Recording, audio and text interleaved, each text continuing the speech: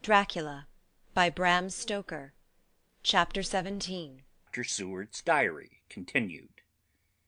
When we arrived at the Berkeley Hotel, Van Helsing found a telegram waiting for him. Am coming up by train. Jonathan at Whitby. Important news. Mina Harker. The professor was delighted. "Ah, that wonderful Madam Mina," he said. "Pearl among women. She arrived, but I cannot stay. She must go to your house, friend John. You must meet her at the station. Telegraph her en route, so that she may be prepared." When the wire was dispatched, he had a cup of tea. Over it he told me of a diary kept by Jonathan Harker when abroad, and gave me a typewritten copy of it, as also of Mrs. Harker's diary at Whitby. "Take these," he said, "and study them well. When I have returned, you will be master of all the facts, and we can then better enter on our inquisition. Keep them safe, for there is in them much of treasure. You will need all your faith, even you who have had such an experience as that of today.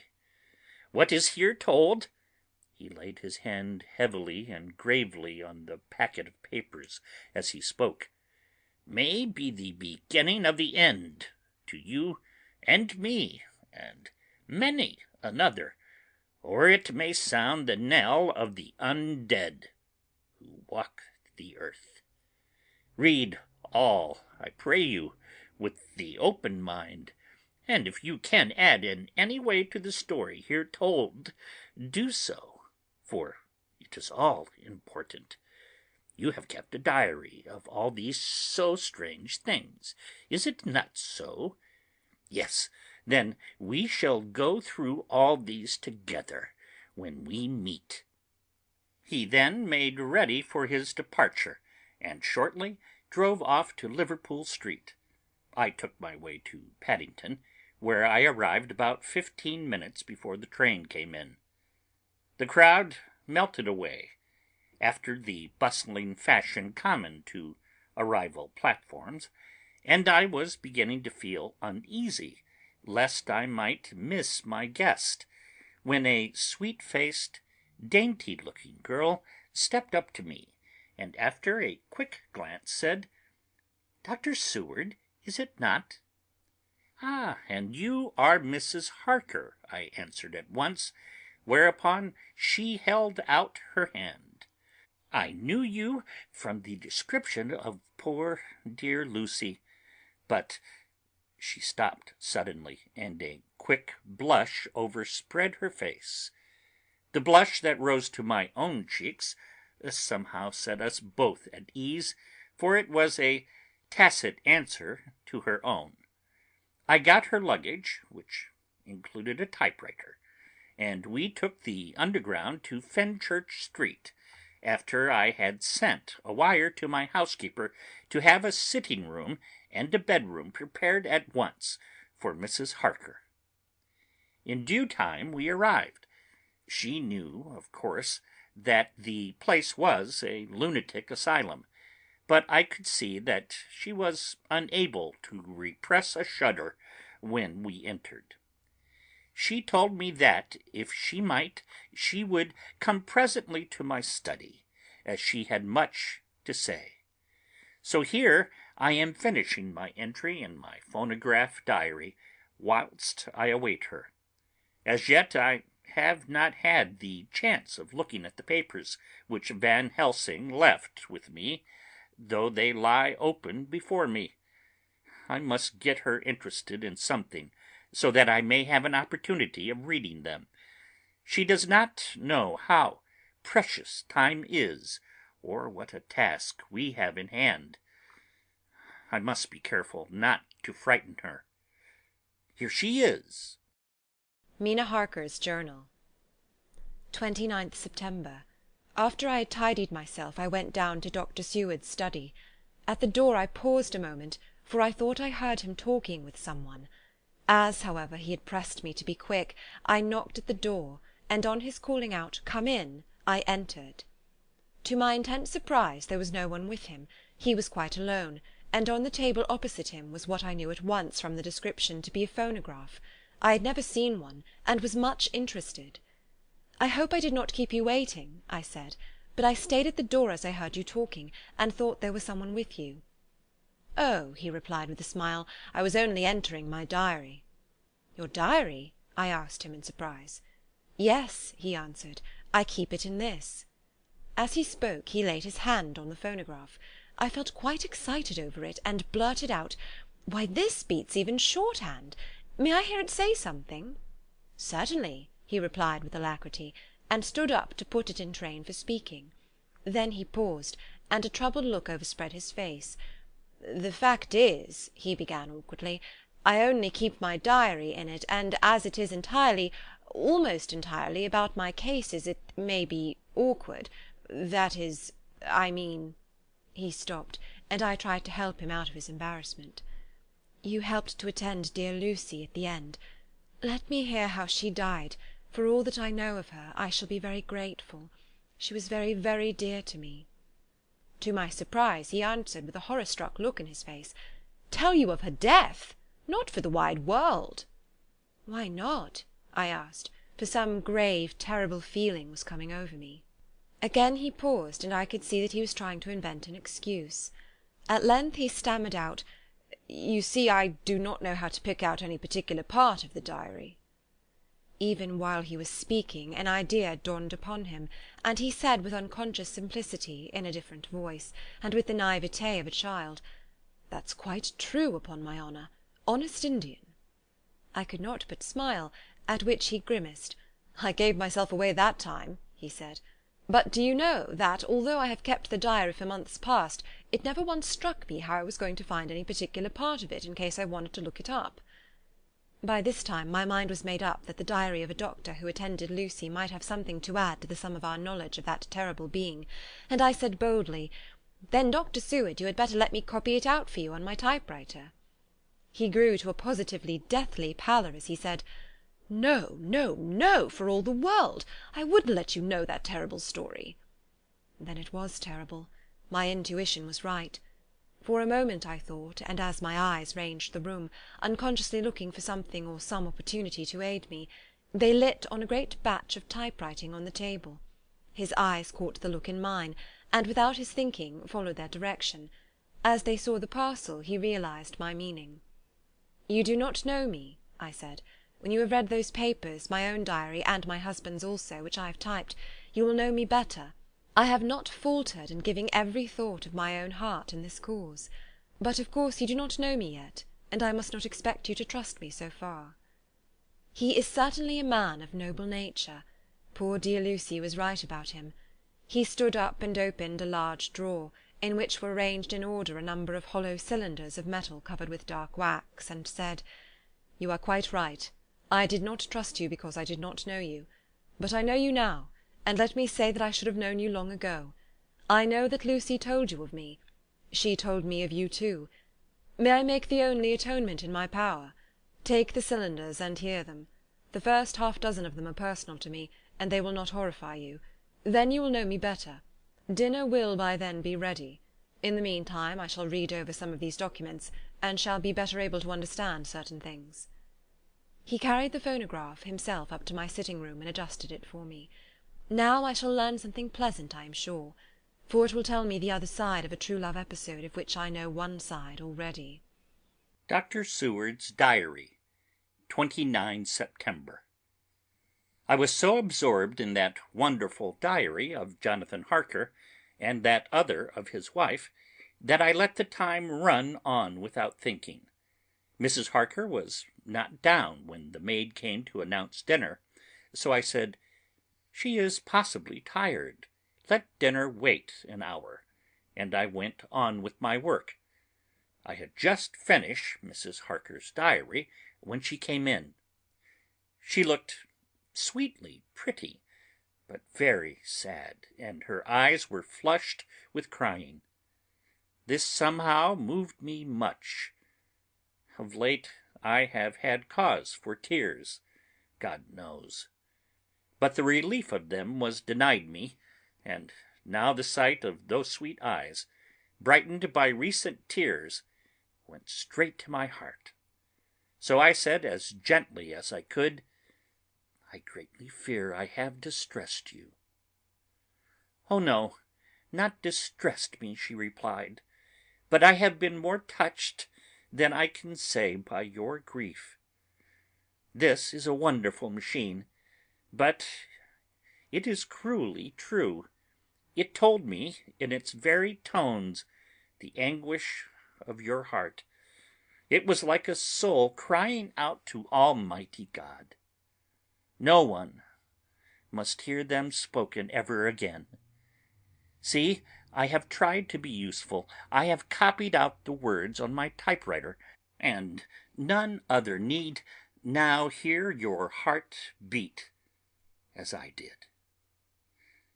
No one need ever know, shall ever know," I said in a low voice. She laid her hand on mine and said very gravely, "Ah, but they must." "Must? But why?" I asked. "Because it is a part of the terrible story, a part of poor Lucy's death and all that led to it. Because in the struggle which we have before us to rid the earth of this terrible monster, we must have all the knowledge and all the help which we can get. I think that the cylinders which you gave me contained more than you intended me to know. But I can see that there are in your record many lights to this dark mystery. You will let me help, will you not? I know all up to a certain point, and I see already, though your diary only took me to 7 September, how poor Lucy was beset, and how her terrible doom was being wrought out. Jonathan and I have been working day and night since Professor Van Helsing saw us. He is gone to Whitby to get more information, and he will be here tomorrow to help us. We need have no secrets amongst us. Working together and with absolute trust, we can surely be stronger than if some of us were in the dark." She looked at me so appealingly, and at the same time manifested such courage and resolution in her bearing, that I gave in at once to her wishes. "You shall," I said, "do as you like in the matter. God forgive me if I do wrong. There are terrible things yet to learn of, but if you have so far travelled on the road to poor Lucy's death, you will not be content, I know, to remain in the dark. Nay, the end, the very end, may give you a gleam of peace. Come, there is dinner. We must keep one another strong for what is before us. We have a cruel and dreadful task. When you have eaten, you shall learn the rest, and I shall answer any questions you ask, if there be anything which you do not understand, though it was apparent to us who were present." Mina Harker's Journal. 29th September. After dinner I came with Dr. Seward to his study. He brought back the phonograph from my room, and I took a chair, and arranged the phonograph so that I could touch it without getting up, and showed me how to stop it in case I should want to pause. Then he very thoughtfully took a chair with his back to me, so that I might be as free as possible, and began to read. I put the forked metal to my ears and listened. When the terrible story of Lucy's death and all that followed was done, I lay back in my chair powerless. Fortunately I am not of a fainting disposition. When Dr. Seward saw me he jumped up with a horrified exclamation, and hurriedly taking a case bottle from the cupboard, gave me some brandy, which in a few minutes somewhat restored me. My brain was all in a whirl, and only that there came through all the multitude of horrors the holy ray of light that my dear Lucy was at last at peace, I do not think I could have borne it without making a scene. It is all so wild and mysterious and strange that if I had not known Jonathan's experience in Transylvania I could not have believed. As it was, I didn't know what to believe, and so got out of my difficulty by attending to something else. I took the cover off my typewriter and said to Dr. Seward, "Let me write this all out now. We must be ready for Dr. Van Helsing when he comes. I have sent a telegram to Jonathan to come on here when he arrives in London from Whitby. In this matter dates are everything, and I think that if we get all of our material ready, and have every item put in chronological order, we shall have done much. You tell me that Lord Godalming and Mr. Morris are coming too. Let us be able to tell them when they come." He accordingly set the phonograph at a slow pace, and I began to typewrite from the beginning of the 17th cylinder. I used manifold, and so took 3 copies of the diary, just as I had done with the rest. It was late when I got through, but Dr. Seward went about his work of going his round of the patients. When he had finished, he came back and sat near me, reading, so that I did not feel too lonely whilst I worked. How good and thoughtful he is! The world seems full of good men, even if there are monsters in it. Before I left him I remembered what Jonathan put in his diary of the Professor's perturbation at reading something in an evening paper at the station at Exeter, so seeing that Dr. Seward keeps his newspapers, I borrowed the files of the Westminster Gazette and the Pall Mall Gazette, and took them to my room. I remember how much the Daily Graph and the Whitby Gazette, of which I had made cuttings, had helped us to understand the terrible events at Whitby when Count Dracula landed, so I shall look through the evening papers since then, and perhaps I shall get some new light. I am not sleepy, and the work will help to keep me quiet. Dr. Seward's Diary, 30 September. Mr. Harker arrived at 9 o'clock. He got his wife's wire just before starting. He is uncommonly clever, if one can judge from his face, and full of energy.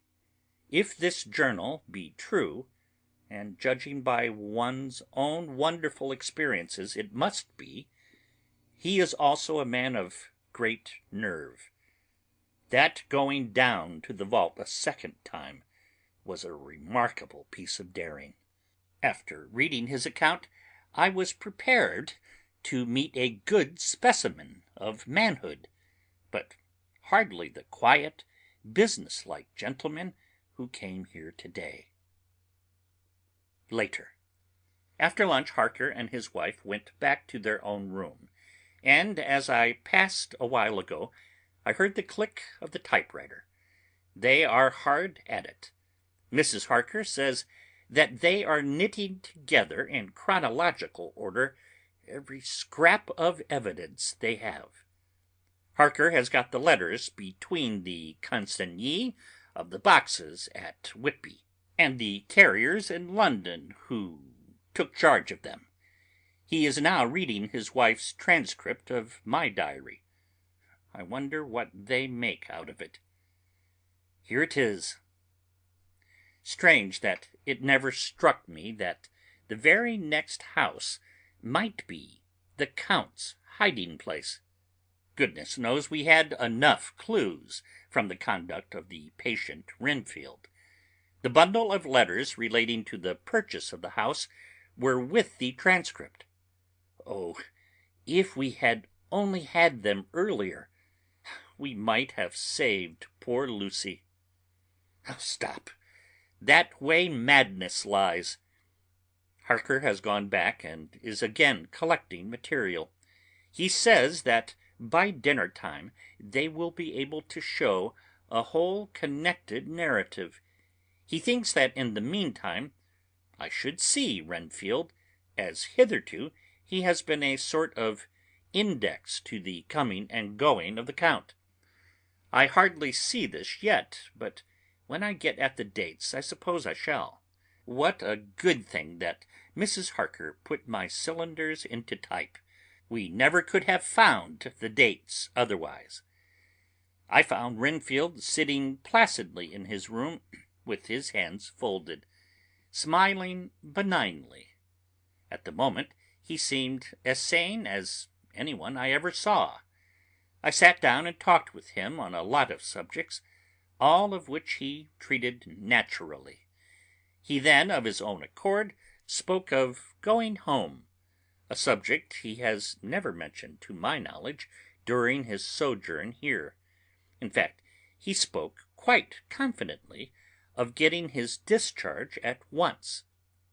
I believe that, had I not had the chat with Harker and read the letters and the dates of his outbursts, I should have been prepared to sign for him, after a brief time of observation. As it is, I am darkly suspicious. All those outbreaks were in some way linked with the proximity of the Count. What then does this absolute content mean? Can it be that his instinct is satisfied as to the vampire's ultimate triumph? Stay, he is himself zoophagus, and in his wild ravings, outside the chapel door of the deserted house, he always spoke of Master. This all seems confirmation of our idea. However, after a while I came away. My friend is just a little too sane at present to make it safe to probe him too deep with questions. He might begin to think, and then... So I came away. I mistrust these quiet moods of his, so I have given the attendant a hint to look after him, and to have a strait waistcoat ready in case of need. Jonathan Harker's Journal. 29 September. In train to London.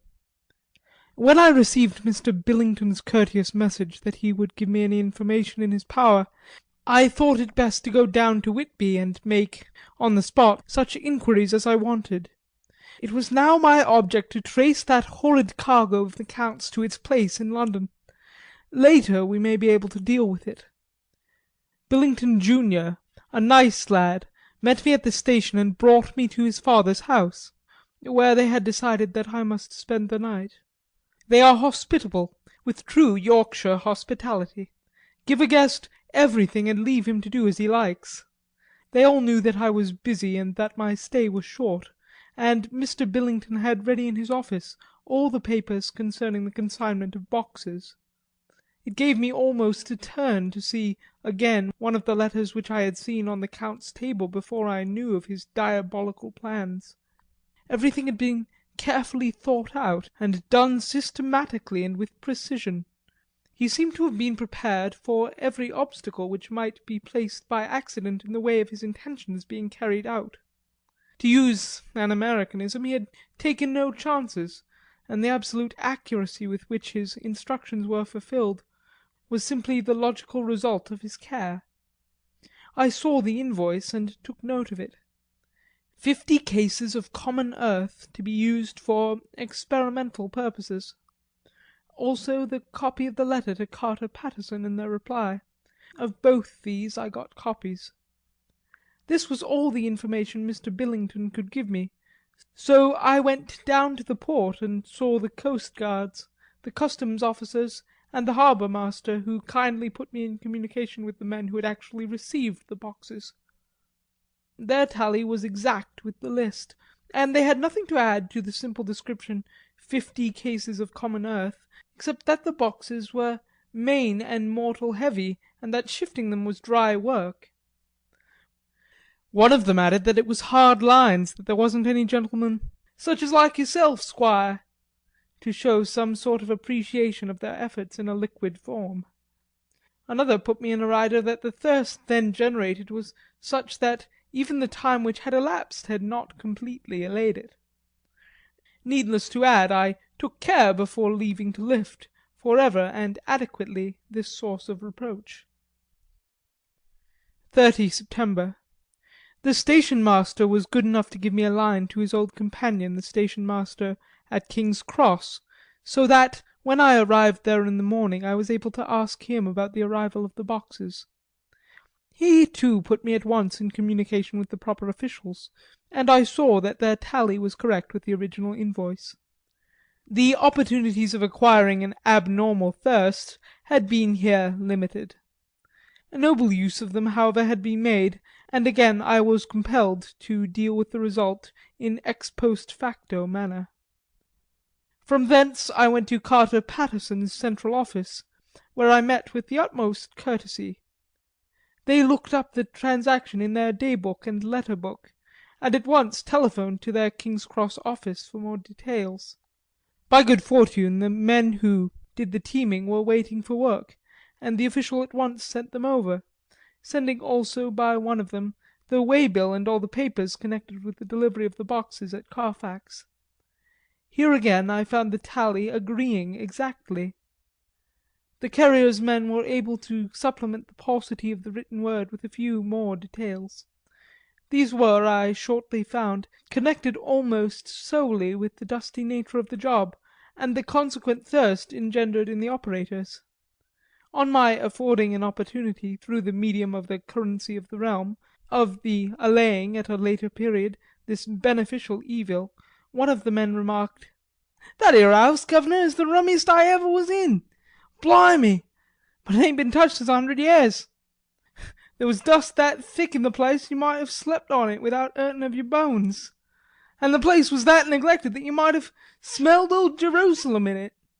But the old chapel, that took the cake, that did. Me and my mate, we thought we'd never git out quick enough. Lor, I wouldn't take less nor a quid a moment to stay there arter dark." Having been in the house I could well believe him, but if he knew what I know, he would, I think, have raised his terms. Of one thing I am now satisfied, that all those boxes which arrived at Whitby from Varna in the Demeter were safely deposited in the old chapel at Carfax. There should be 50 of them there, unless any have since been removed, as from Dr. Seward's diary I fear. Later. Mina and I have worked all day, and we have put all the papers into order. Mina Harker's Journal. 30th September. I am so glad that I hardly know how to contain myself. It is, I suppose, the reaction from the haunting fear which I have had, that this terrible affair and the reopening of his old wound might act detrimentally on Jonathan. I saw him leave for Whitby with as brave a face as could, but I was sick with apprehension. The effort has, however, done him good. He was never so resolute, never so strong, never so full of volcanic energy as at present. It is just as that dear good Professor Van Helsing said, he is true grit, and he improves under strain that would kill a weaker nature. He came back full of life and hope and determination. We have got everything in order for to-night. I feel myself quite wild with excitement. I suppose one ought to pity anything so hunted as the Count. That is just it. The thing is not human, not even a beast. To read Dr. Seward's account of poor Lucy's death and what followed is enough to dry up the springs of pity in one's heart. Later. Lord Godalming and Mr. Morris arrived earlier than we expected. Dr. Seward was out on business and had taken Jonathan with him, so I had to see them. It was to me a painful meeting, for it brought back all poor dear Lucy's hopes of only a few months ago.